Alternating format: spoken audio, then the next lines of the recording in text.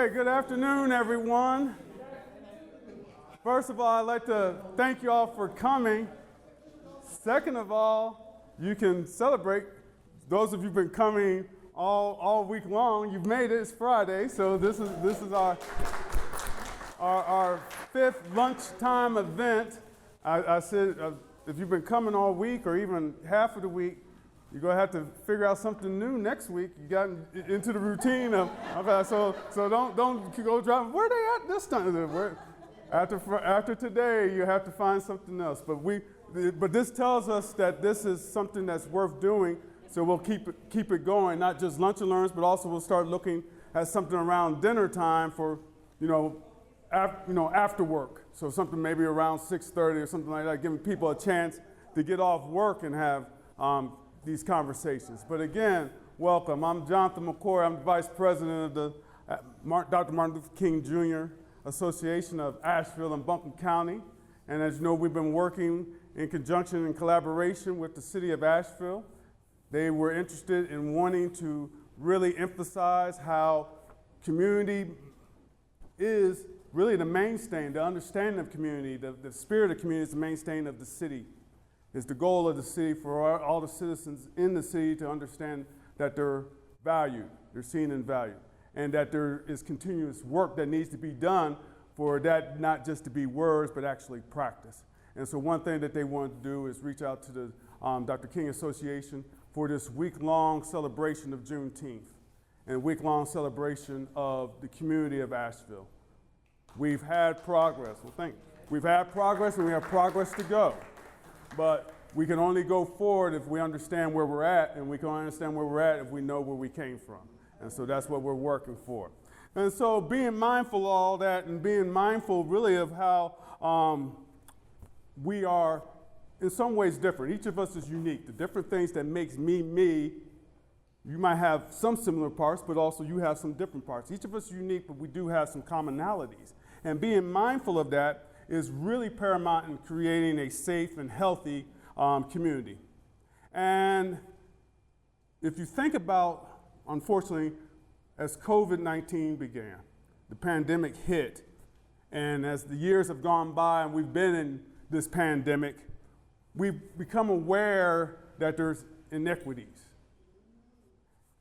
We kind of already knew that, but it was easy to kind of not look at it, but COVID brought it back into our focus. And so really to understand that also is making sure that we know as citizens we understand that, and as healthcare professionals they understand that. And as our city leaders understand, to be an active and productive community, we all have to understand that, use that knowledge to move forward. So to create and support a unified community that is rooted in racial and social justice, we have to appreciate the multiple factors that make each of us unique and that make us each valuable members of the community. So disparities like the fact that African American women are 3 times more likely to die from pregnancy-related causes than white women needs to be understood, needs to be looked at. What is the history for that to be the present situation? How do we work to change that? Now, there are multiple factors for just that one data point. When you look at the disparities that we have in the African American community when it comes to health care, we know some of it is structural. Where are our communities located? How have our communities been impacted by environmental and economic disparities? Do we live, if you look at African American communities, are usually around places that have health risks, be it businesses or industries that are putting out chemicals and things like that. We're usually in food deserts. You have to go so far to find a grocery store that has healthy food. And so those play into the community's health. Also, there's structural racism, an idea of African Americans are more tolerant to pain. There's also structural racism. A lot of times an African American patient isn't believed of what pain or what the symptoms are. How has that been embedded? So what is the past to understand the present, and how do we work to move towards the future? And so understanding a thriving community needs to understand this, and we have to work on this so we can get past the mistrust and be a proactive and growing community. Healthcare was the subject for today's Lunch and Learn. And so we've been blessed, and we are very happy to have with us Dr. Sharon West, who will discuss her study looking at the history of health inequalities in African American community, namely in Asheville, kind of going post-Civil War, post-Reconstruction into the 1960s. But then we also have Kelly White, who is with the Asheville Buncombe Institute of Parity Achievement, BIPA. And she's going to talk about what is the situation modern day, not just in Asheville, but across the nation. What is the situation? Like that one stat I said about pregnancy for Black mothers. What else is going on? And as we understand that, what might be some things that we can do to move forward? So I'm done talking, and I think we're going to start with Dr. West doing the slide presentation, and then we'll go from there. Thank you, Jonathan. So thank you everyone for this time and you all coming together to hear this. Let me just tell you just a little bit about what you're about to see and hear. Can you hear me okay on this mic? Oh, okay. Like now? Okay. So what you're about to see, and some of you may have seen some snippet of this before. This is quite an extensive presentation, but I've condensed it down to a very small portion just for it to reflect in the minutes that I have about Asheville. So this is by no means the whole picture of this. This presentation started many years ago just because of an influence of my grandmother and her stories to me about a location called the Asheville Colored Hospital. And I'm a registered nurse by profession, and so I wanted to know more about the Asheville Colored Hospital because I knew essentially nothing other than what she would tell me when I was a little girl. So now this presentation has grown from identifying what the Asheville Colored Hospital was, what was the access for African Americans in Asheville City proper, Buncombe County, Western North Carolina, statewide, and now nationally.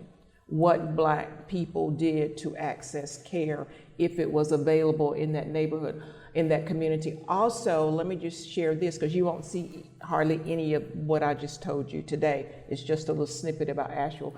But let me tell you this, whatever you hear or see in this presentation, whether it be a small part or whether it's the full thing, you can pick up this presentation and you can share it around the United States of America in any city. It's the same thing that pretty much happened, okay?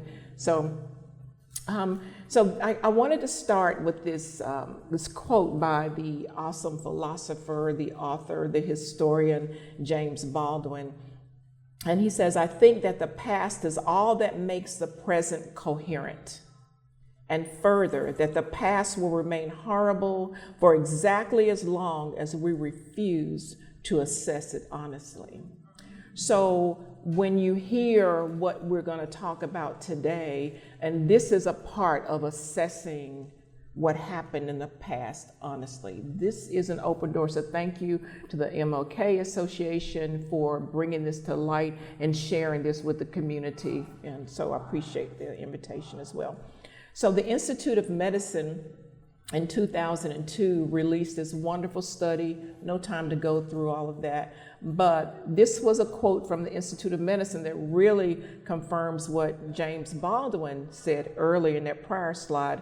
And this is what the Institute of Medicine says. It says, "The historic context shapes the contemporary structures," and I just kind of tweaked the end a little bit and said of access for healthcare or access to healthcare. And so basically what it's saying is that what we learn from history is that we don't learn from history because it repeats itself. And so what my dear sister Kelly will talk about is some of the remnants of what has never been fixed. medically, but we could also talk about socially. We could also talk about physically. We could also talk about environmentally. But today we're working on medical access. So in doing the presentation, there's a few themes that I have identified, and I want to see if you can identify some of this when you hear about the history and when you hear about the contemporary, okay? And some of those themes that I identified as being relevant and very present is survival, persistence, perseverance, faith, and hope.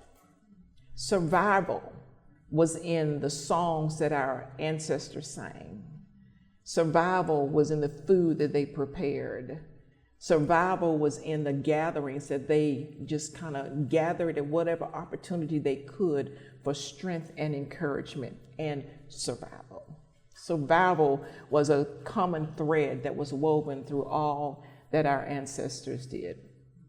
Persistence, not giving up, perseverance, moving forward, and of course, that spiritual arm that was so strong and so powerful for all of our ancestors during the struggle that I'm about to talk about, faith and hope, faith and hope.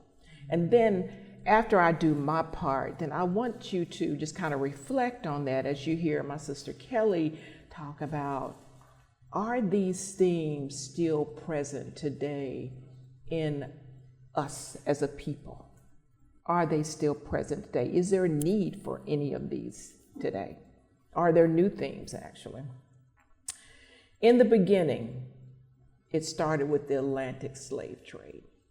This was the first of the separation of people, of the immoralities that existed. This was the separation when a people were taken from a land and brought to another land. This was the beginning of when people who were humans were identified as animals that talked.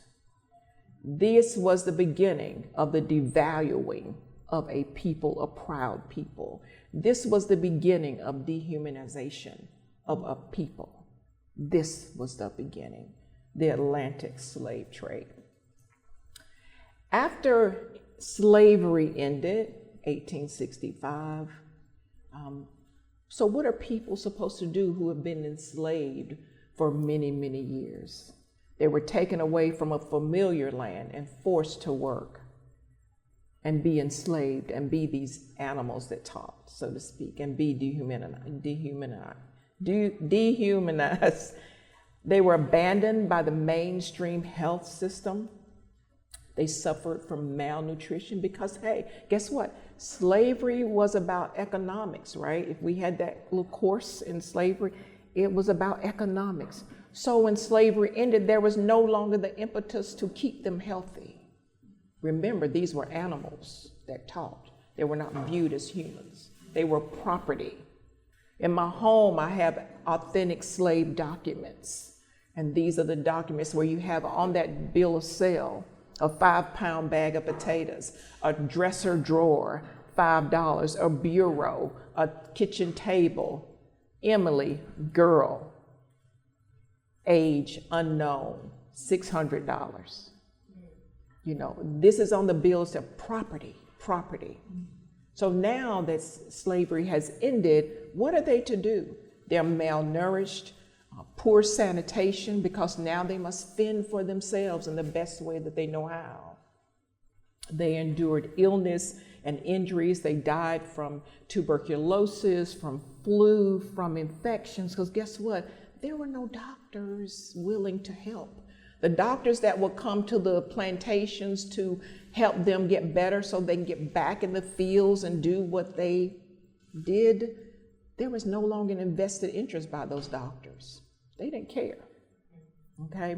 So Jim Crow laws, as we move forward, Jim Crow laws definitely had an impact on premature deaths, which is what we're still seeing the remnants of now, today. As a matter of fact, get this, the health of Black people was so poor that it was predicted by Dr. Frederick Hoffman that by the year 2000, Black people would be extinct. So what was going on in Asheville in the 1890s? There were 1,221 Black people residing in Asheville at that time, 10,000 residents of Asheville, so 10% of those were Black people. The first generation out of slavery were these 1,221 people. The first generation out of slavery were living in Asheville. Dr. Marcus Austin, 1890, arrives in Asheville, a graduate of Shaw University. It wasn't called Shaw then, but he was a graduate of Shaw University. He came as a physician to Asheville to help serve the people in the best capacity that he could as the sole doctor for this 1,221 people. 1890, he comes to Asheville. What was medical access like in Asheville? That one doctor making house calls, he can't be everywhere at the same time. So patients will come to him. He would go to them as he could. Granny midwives are women who delivered babies, Black women, usually older women that delivered babies until the doctor got there or helped the doctor, learned a whole lot. You got one that this building was named after, Tempe Avery. She was one of the first midwives in this area. And her information is right out there in the hallway on that board. Granny midwives were many, many things to many people. There were no hospital options for Black people, zero. 24 hours, 7-day-a-week hospitalization was out of the question. That did not exist for Black people. Jim Crow segregation, of course, contributed that even into the 60s, okay? 1893 is when the YMI Cultural Center, Young Men's Institute, opens its doors, and then they decide that they will have office spaces for this one doctor and then other spaces, hoping other doctors will come into the area because the population, the Black population was growing. There were plenty white doctors here. White doctors were not touching Black patients at all, none whatsoever. So 1901, Dr. Austin, Marcus Austin, moves away, whereabouts unknown, but he moves out of Asheville. And it will be 1907 when Dr. William G. Torrance comes to Asheville. Dr. Torrance was a visionary. And also during that time, so Mission, I just want to put this here because it's going to be in another part of the slide. Mission Hospital at that time had 18 beds for indigent people. Not necessarily Black people, but Black people could occupy these beds in the basement of Mission Hospital, okay? So if there was an indigent white person that needed a bed and a Black person needed a bed, who did the bed go to? The white person, okay? So these beds were available. I wanted to make sure you knew that. So Dr. Austin comes in 1907. Dr. Austin's a visionary, as I said, because he said, look, there's no options for my patients to be able to have this 24-hour supervision. So he created the Torrance Hospital. Yes, his office was at the YMI on Market Street. But if you look at this, you will see the house. And the Torrance Hospital was located in the general vicinity of Hill Street School. And so it was right in that general area of Hill Street Church, you know, the school. And so in this house, his family lived on the lower level, the first level, and the patients were on the top level. Okay, so there were 3 doctors by this time in 1913 when he opened this hospital for that 24/7 service or availability for patients. 3 doctors were using this space. However, in 1915, the Torrance Hospital closes its doors. 2 years later, Dr. Torrance is dead at age 36. He died from pulmonary tuberculosis. Where did he get pulmonary tuberculosis? If you look at this, this is a Circle Terrace Sanatorium. It is believed to be the only institution in the world for the exclusive treatment of Black people, colored people with tuberculosis right here in Asheville. Where is it located? It was a state-of-the-art. This is one of the ads for Circle Terrace Sanatorium. Where was it located? It was located in the area where Stevensley High School was. People know where Stevensley High School was located. And also Calvary Presbyterian Church. Somewhere in that area was the Circle Terrace Sanatorium, state of the art. And you can look up information, very little about it, but it was like really up there. So Dr. Torrance worked with Dr. J.W. Walker. Dr. J.W. Walker was the chief medical officer, so to speak, of the Circle Terrace Sanatorium. So either between Dr. Torrance's patients or his work helping Dr. Walker with this. Who was Dr. J.W. Walker? Dr. J.W. Walker was the uncle of Dr. John Plummer Holt. How many of you remember Dr. Holt, who was a doctor here for a long time? This was his uncle, Dr. J.W. Walker.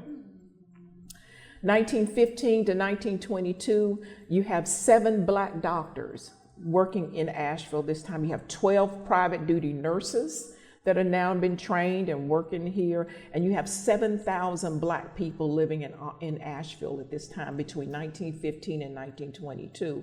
So doctors' offices are located in spaces in the YMI, on Market Street, on Eagle Street, in the Wilson Building, on Ashland Avenue. You have the doctors' offices in various locations so the people could go to, but still, you don't have enough doctors to meet the need of the people. So what were people doing? Their folk medicine, whatever remedies they knew at home, they would go to the doctor's office if they could. They would just try to treat things. The granny midwives would just kind of do what they needed to do. But guess what? The community took care of each other. They took care of each other. Now, in the mid-1920s, you had organizations so Dr. Booker T. Washington created this National Negro Health Week. And nationally, he knew that the health and the health care that Black people were not getting for various reasons, no opportunity, no access. He said, we need to take this on ourselves in the community. So nationally, we're going to designate a Negro Health Week, and we will have various topics that we want you all to focus on, okay? So in Asheville, the Black women organized a group, and it was called the Plant, Flower, and Fruit Society. Plant, Flower, and Fruit Society in 1925. And they would go to various people's houses that they had heard had been ill, had been not doing well, or someone was dying, or someone had died. And this society would offer their services to those families to try and get people to come in and do and support each other. My grandmother led one of those, and it was called, now get this, the Faithful Unforgettable Group. The Faithful Unforgettable. Okay, that's a whole nother story. Okay. So they would make home visits to the sick, and like I told you, they supported National Negro Week. Okay. So I wanted to put this in there just so you could see what the life expectancy was during those years. Blacks and white comparisons. In the 1900s, a Black person could expect to live to age 32. 1930, they could expect to live to age 48. And in 1940, age 53. Okay, and look at the numbers for the white population, significantly different. Okay. So the Torrance Hospital closes down in 1915. It's 7 years before another hospital is built, and that is the Blue Ridge Hospital. The Blue Ridge Hospital was located on Clingman Avenue, closer to downtown, okay? The Blue Ridge Hospital, labeled as a state-of-the-art hospital. Also, this was the first hospital that had a training school for nurses, so Black people, Black females at that time could be trained to be nurses to assist the doctors, the Blue Ridge Hospital. But guess what? It closes in 1929, 1930, it closes down. Why is that? Because of the Depression. Funding dried up. People could no longer support. And this hospital was built because of the community coming together, Black and white, coming together to do this. And the funds just dried up during that time. 1931, you have 7 Black doctors now in Asheville. You have 4 Black dentists working in Asheville, and you have 2 nurses working in Asheville at this time. 1940, you have 9 Black physicians in Asheville and 15,000 Black people residing in Asheville. 15,000.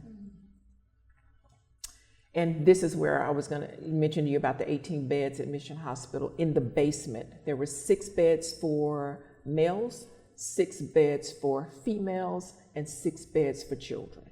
And remember the indigent situation that I explained earlier. If you were white, you got the bed. If you were black, if there was no white person waiting, you got the bed. This is a snippet I found years ago from a minister who, in 1941, Reverend C. Greer Davis, a white minister, and he mentioned this. He spoke of this from the pulpit at First Presbyterian Church. I'm just going to go down.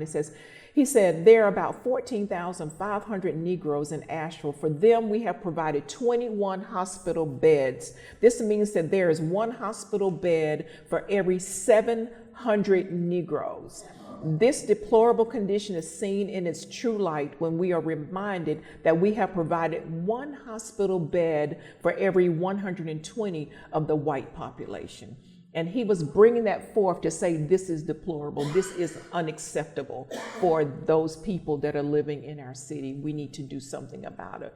Well, this was published in the Asheville Citizen, and evidently it worked because people start pouring money in to say, let's do something. In 1941, the Asheville Colored Hospital, the place my grandmother would tell me about, was opened. It had 35 beds. This was the original home, get this, of Dr. R.H. Bryant. Dr. R.H. Bryant was a black doctor who was considered the baby doctor. Dr. Bryant delivered my mother. Dr. Bryant purchased this home and with the intent of the home being a hospital for black people. When he went to get a permit that it would be a hospital for black people, they denied him that permit. So you can use it as a personal home. Now this hospital was located on Biltmore Avenue. Across the street is the Astro Gastro. I think it's changed names now, but it was across the street from it was Astro Gastro, and then on the other side is the ABC store, that general area. And I think now it's a parking lot for the Green Man thing. And so that's the location of it. So they told them you cannot make this home a hospital, but you can use it as your personal home, but you cannot sit on the porch on the side of Biltmore Avenue. You have to sit on the porch on the side of Cox Avenue, Lexington Avenue. Well, years later, his dream became a reality. It became a hospital, the Asheville Colored Hospital. Asheville Hospital closes in 1951, just 10 years later. The Asheville Hospital closed because of finances. There was an overwhelming need for patient care and not enough doctors, not enough nurses, not enough beds to accommodate. So Asheville Colored Hospital, along with 4 other white hospitals in Asheville, merged with Mission Hospital. And in 1954, St. Joseph's Hospital accepts its first black patient. That wasn't that long ago. 1954, the first black patient. Otherwise, black people were not allowed at St. Joseph's Hospital. So in 1960, Mission Hospital is racially segregated on a certain unit. It's called the Victoria unit. And some of the nurses that work that unit are still with us today. And I've had opportunity to talk to some of those nurses. They said the walls are very dingy and gray, no pictures, no nothing. But it was called the Victoria Wing. This is where black people who were admitted to the hospital Mission went. The attending doctors were Dr. Herbert White and his wife, Miss Louise White, was my 4th grade teacher. Dr. Gallego, this is the grandfather of our wonderful now ancestor, Darrell Hart. This is his grandfather, Dr. Gallego, Dr. Howard Harrison, Dr. Vincent, and Dr. John Plummer Holt. All of them had admitting privileges there. So that's just a little snippet, but I wanted to know, are the themes that once guided us as black people still in existence today? So that's a question that I have for you to ponder. Kelly? So a lot of great information that's shared here today. When we think about equality and inequality, equality just means that everybody gets the same shoe, right? So you get a shoe and I'm gonna get the same shoe as you, and you're going to get the same shoe, and you're going to get the same shoe. We can also think about it as a math equation, right? So you've got the equation on the right-hand side that's equal to the left-hand side as well. But what makes them equal is after you do some finagling around and manipulation of the project of the problem, then everything is equal. So when we think about like just equality in general, thinking about it as we got to do some manipulation to the systems that we have in place today in order to make those things match up. So 2 plus 2 plus 2 plus 2 equals 4 on this side, and then we want to make it equal on each side so that everybody has equal access to the things that we're all deserving of. I like the idea of the themes that we talked about: the persistence, the survival, the hope, and the faith, and perseverance. Because when you think about it, I feel like we're still dealing with a little bit of that. 1950s were not that long ago.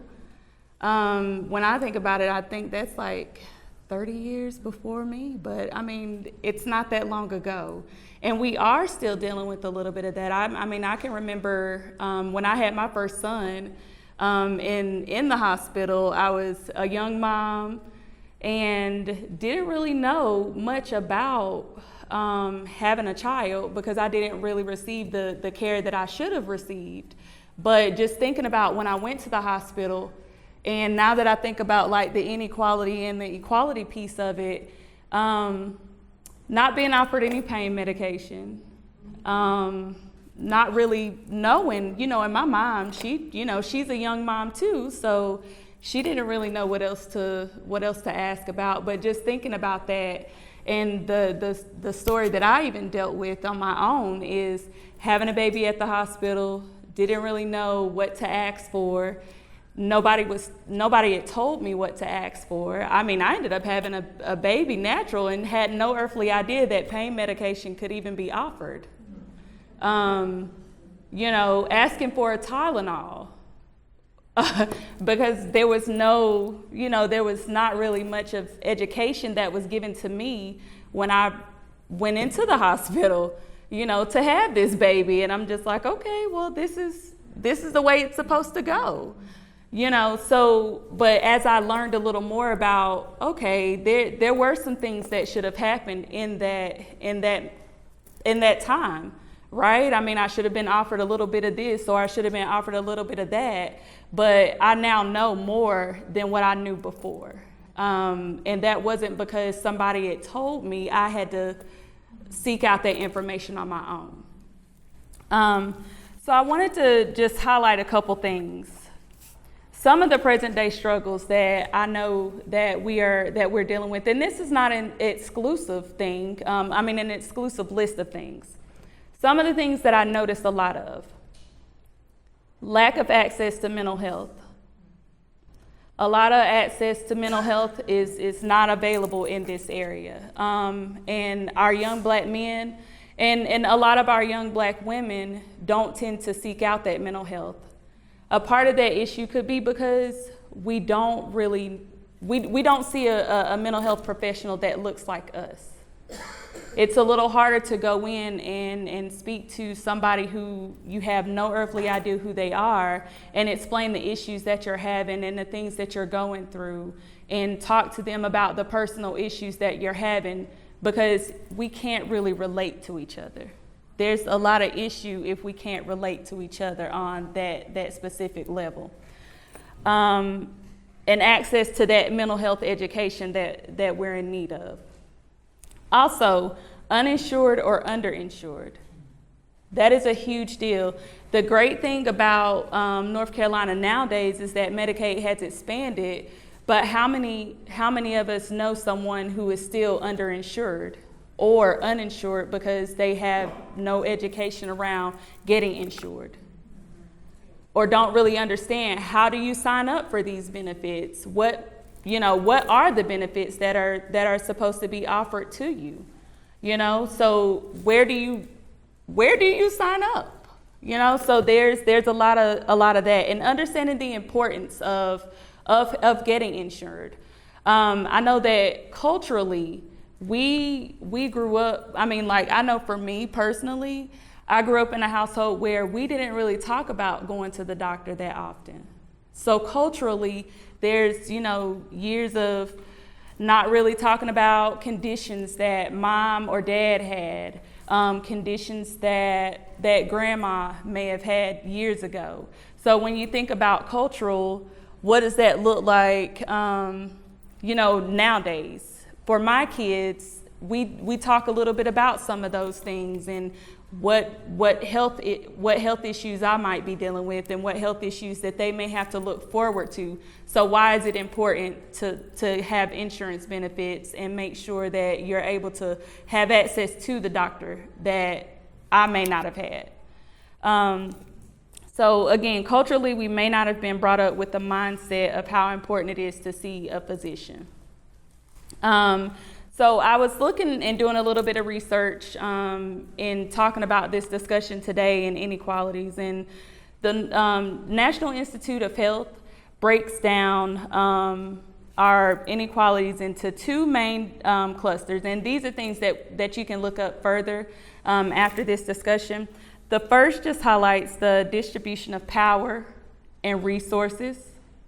When we talk about distribution of how resources are given out to people, you might have this pot of money set aside for this initiative, or you might have this pot of money set out for another initiative, but it's not equally distributed across the board. And then also, it's not equally distributed across race.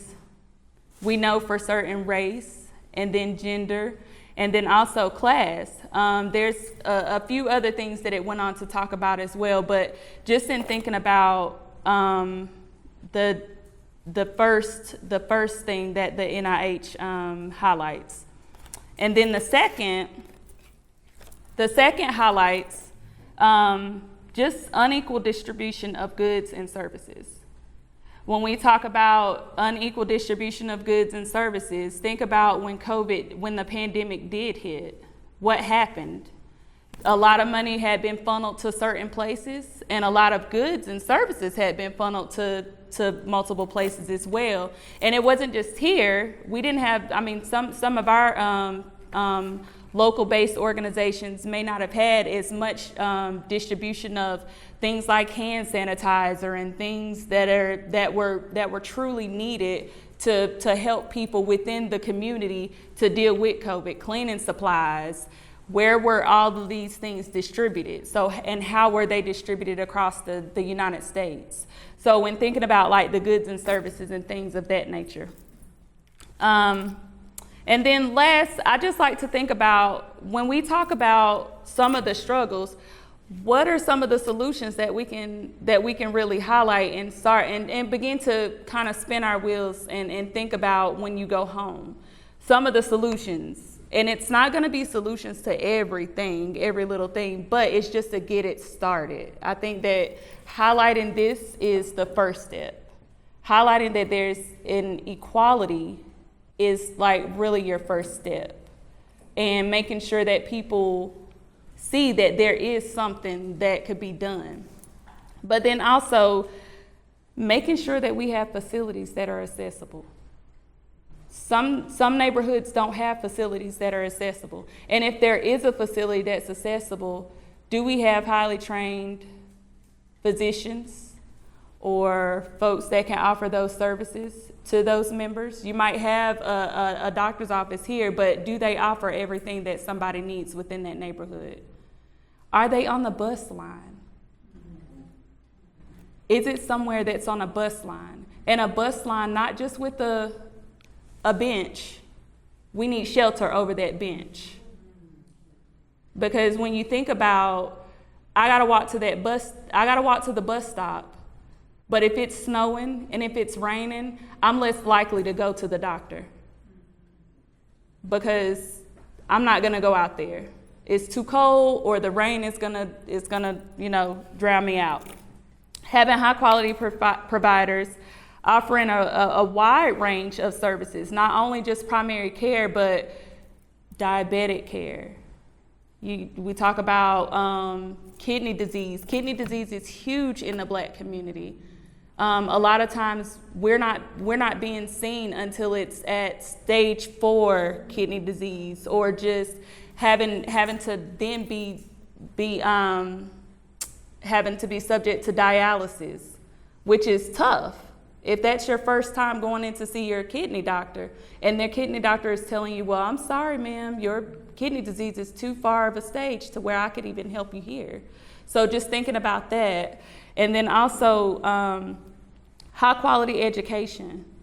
What are some of the education things that can be utilized, and what people can learn from past things? Like if you know that you had been seen for like high blood pressure or diabetic, ketoacidosis, or things like that of that nature, what type of education can be offered to you whenever you do finally see your physician, or whenever somebody does go in to see their physician?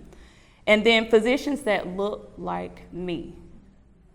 I cannot say enough about how important it is to have access to a physician that looks like me. And as I bring my children up, I've got 3 boys, and as I bring them up, we talk a little bit about like mental health and what that access looks like for them. Because everybody goes through things, but I want them to feel comfortable about going to see somebody. And when you go in to see somebody, it's nice to have somebody that looks like you, that have gone through some of the things and can understand what you might be going through. And not to say that everybody grew up with the same background and the same upbringing, but it just helps to have that person that looks like you and can share some of those woes with you. That's it. So as we're about to the time point, if I say any last comments that you all wanted to make to the attendees, and then we will be finished. I just thank you all for showing up for this. This is always just the first step in making change. We can't make change if nobody shows up. So this is really just like the first step, acknowledging that there's an issue and not just, burying our heads in the sand. And it comes from both sides of the table. So we all have to be, we all acknowledge it, but then also just how do we move forward and making decisions together for the community at large. Yeah, and I guess I would say let's not forget about history. Mm-hmm. Because remember that statement that the historical context shapes contemporary structures, meaning what we saw then, mm-hmm. we're going to see it now if we don't make a difference. So now that we know, then we are held responsible. Share the word, what you heard today, and then ask yourself, what am I doing to help somebody? Mm-hmm. Each one reach one. Mm-hmm. Let's not look at the color, let's look at that we're all humans. There's only one race, that's the human race. Mm-hmm. And let's learn to care about each other, not look the other way because it's working for you. Mm-hmm. If it's not working for me, but it's working for you, it's not working. Mm-hmm. Let's teach each other how to love and care and think about where we came from and what it would look like. Well, we'll have time right after this. First of all, if you would please thank our panelists for their time.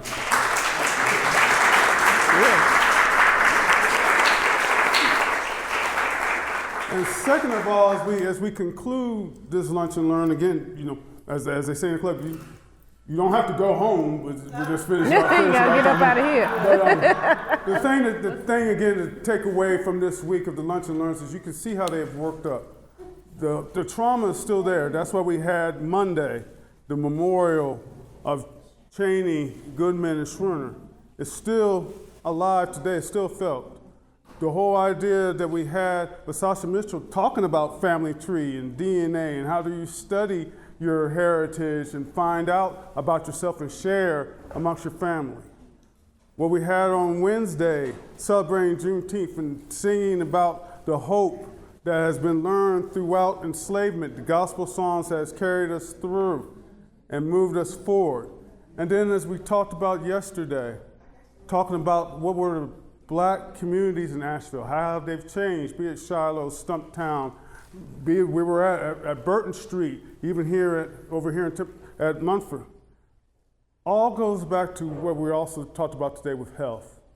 Understanding our past, how do we move in the future, but understanding that what happens in Asheville is not unique. Unfortunately, is systematic. As I sat here, I thought about being from Durham and Watts Nursing School. It's gone now. McPherson Hospital, the black hospital, it's an apartment now.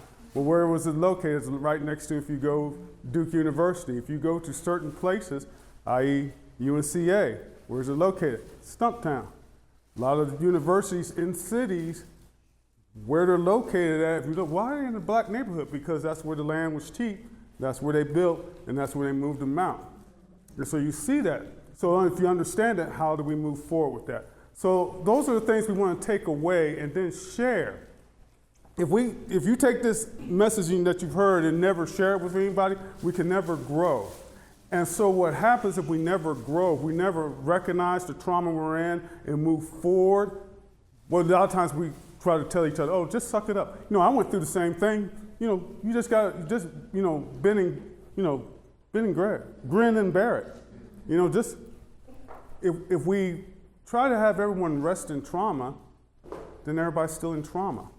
Once we understand what the trauma is and what is causing the trauma, then we work together to get through it and get to the positive side. But that means us working united. And so that's the lessons that we're hoping we're taking from the lunch and learn.